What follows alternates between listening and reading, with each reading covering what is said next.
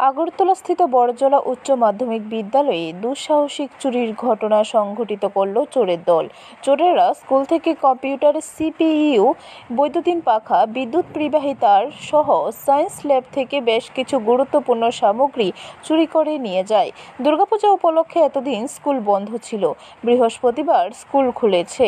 এই দিন বিদ্যালয়ের শিক্ষক শিক্ষিকারা বিদ্যালয়ে গিয়ে চুরির ঘটনা প্রত্যক্ষ করেন। খবর দেওয়া হয় রামনগর ফাঁড়ির পুলিশকে। পুলিশ ঘটনাস্থলে গিয়ে চুরির ঘটনা প্রত্যক্ষ করে ঘটনার তদন্তে নেমেছে। বিদ্যালয়ের ভারপ্রাপ্ত প্রধান শিক্ষিকা জানান, এই দিন বিদ্যালয়ের প্রাত বিভাগের এক শিক্ষক বিদ্যালয়ে গিয়ে চুরির ঘটনা প্রত্যক্ষ করে ওনাকে ফোন করে।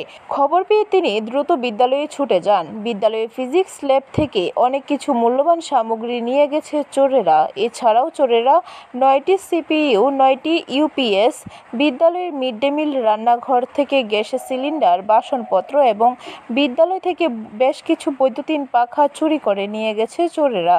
আনুমানিক 5 থেকে 6 লক্ষ টাকার সামগ্রী চোরেরা চুরি করে নিয়ে গেছে বলে জানান তিনি। 6:30টায় স্কুলে এসে আমার ইনচার্জ গৌতম দাস ছিলেন।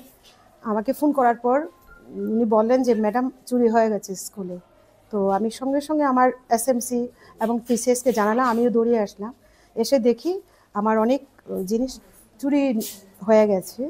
তো এর মধ্যে আমার বিশেষ করে ফিজিক্স